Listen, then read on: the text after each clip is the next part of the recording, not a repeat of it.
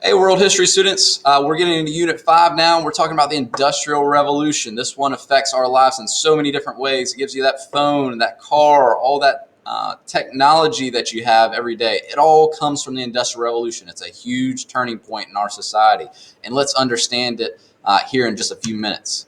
Let's take a look. Unit 5, Section 1, the Industrial Revolution.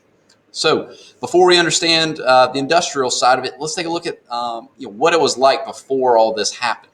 Well, first of all, in the 1700s, it was very similar to the time period of the Greek or Roman empires, where the technology, the agriculture, the tools they had were roughly the same. Things had not changed much in 2,000 years. And this industrial and agricultural revolutions are going to drastically change human lives. More technology was created in the last 250 years than the previous 2,500 years of human history put together. It's big time. All right, let's take a look at why this was so important. First of all, before we get into the industrial side, let's talk about agriculture. Agriculturally, we were producing barely enough to survive. And during this time period in the 1700s, we're going to see that things like crop rotation and the enclosure system, seed drill, livestock breeding to produce the best animals. Enclosure system, creates competition among people to produce more and more. We're becoming more efficient with crop rotation. All these things lead to more food. We're producing more and more food, which is going to lead to a population growth. Basically, what happens is you have more food. This means that food is now cheaper because you have a ton of it. People can afford it, so they buy that food and eat better and have better nutrition. They become healthier. They live longer. Their kids can eat and also live. And so your population is going to increase. And not only that, look at this number. It's going to triple the population in Europe in just 150 years. Okay, that's a big deal. Now we don't have to spend as much time farming, which is typically everybody's job at that time period. And now we could spend more time focused on other activities and making money other ways. This is all going to kick off with the Industrial Revolution in Britain. You got to understand that Britain started it, number one, because they had a large population. Right? They had those agricultural products and could sustain a large population, which meant that more people could work in these factories. They also had a great abundance of natural fuel sources, number one being coal. Coal, before oil, was the number one fuel source for all different types of machines and factories and other tools like that. They also had a large deposit of iron, which would make steel and create rails for the railroad. They had an abundant river system, which would use for power and create electricity. Harbors, great harbors for trade. They could trade all over the world and make a lot of money. And they had a very stable economy. They paid their people the most in the world, which people flocked to England to work in these jobs and work in these different industries. And so Britain's going to kick it all off and start producing tons and tons of goods. Take a look at this chart here that shows the population increase after the agricultural revolution. We finally have enough food to feed everybody, and the population is going to explode here.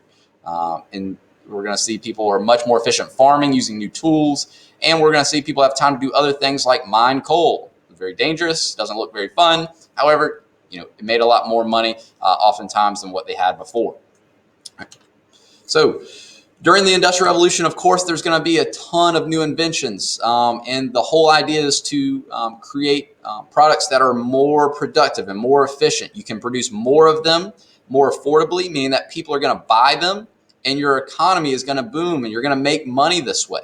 The most important of which is probably the steam engine. The steam engine created the ability for trains, which moved people and heavy goods like iron and coal and things like that, large distances without horse or other type of labor or manual labor. And it also produced steamboats. Now we can move up rivers and travel farther away. Automobiles, same thing. We can move farther and farther distances and move people that way too. Energy turbines, making electricity. We use steam engines for that, mining these metals like gold, iron, silver, all these types of metals that are become very precious. We can mine them better with these new steam engines. Other things that are very important, textiles. When you think textile, think clothing. Clothing is very important. It's going to be sold around the world. They're going to use these clothing factories to produce much cheaper goods, thanks to new inventions such as the spinning jenny, flying shuttle, power loom, the cotton gin. All these are new inventions that help to make clothes and fabrics more affordable, and it's going to make England and other textile factories around the world very wealthy. Okay. This whole factory system in general is a huge revolution in that now we assign people certain jobs and they get things done a lot faster. They work these new machines. They produce cheap goods. Their quality of life improves because now they have a job, more money going around, and we're producing more and more goods for people. And they can buy those goods, and now they have some better things in their life. Okay.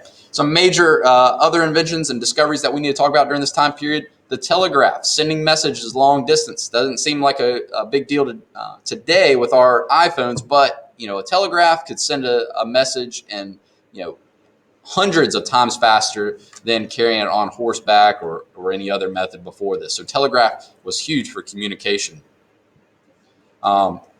The light bulb, we don't think about that as much.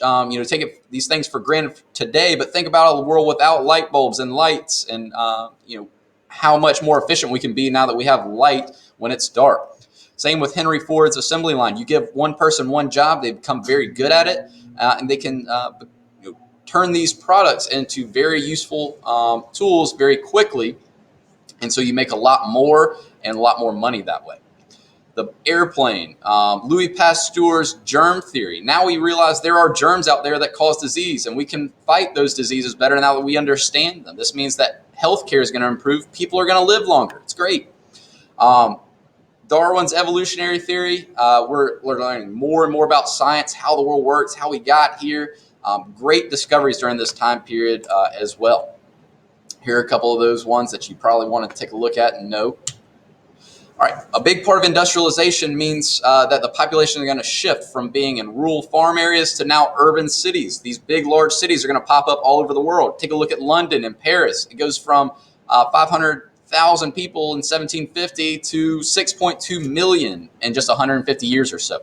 That's a huge jump. And the reason why? Factory systems. There's a lot more jobs in the cities, and people want to make more money in these factories. But things are not always great. The living conditions in these cities were usually pretty bad. There wasn't enough housing to go around. Tons of people crammed in there. No education in many places. No public schools and often over-ravaged cities. Not enough police going around. There's a huge crime problem in many of these cities as well. And a murder rate was astronomical. Very poor sanitation. People threw trash in the street. You have people leaving dead animals and things like that. There's tons of things like that you see all the time, and this caused sickness and disease to be widespread in the cities. You are very likely to die of disease in the cities, and because of it, your lifespan was usually 17 years less if you lived in one of these big cities. So the living conditions weren't great. Also, if you were working in these factories in this time period, you had to work 14 hours a day. Think about it, 6 days a week. You do the math. That's a lot. These machines that they had to work with, very dangerous at the time. Not the same machines we have today. Very easily get your arm or limb or other type of appendage chopped off. Oftentimes what they resorted to was using women and children for labor. All right, children as young as 8 sometimes could work in these factories. No child labor laws during that time period. Also, the coal mines are very dangerous as well. One of the good things that came out of this was now that people actually had a little bit more money, there is now a middle class. There's very rich, there's a middle class, and there's a working class, but there's still a large gap. But the middle class is a huge achievement now where people are rising up, and there's a little more people in between the richest and the poorest. Some positive effects, of the Industrial Revolution, you have a lot more jobs, new wealth in the nation. Now your standard of living is going up. It's going to spread not only just in Britain, but it's going to spread around Europe, the United States. You're going to see factories and railroads built all over the new industrialized countries, and they become very wealthy, just like Britain as well. We're going to see the rise of robber barons. Guys you may have heard of before made a lot of money using this capitalist system. We're going to see people make a lot of money in these different industries that people need. Some of the impacts, there is a huge wealth gap between the richest of the rich. We're going to see colonies being exploited. We're going to talk more about that. around the world for their natural resources, but people are becoming much wealthier and their population is rising quickly.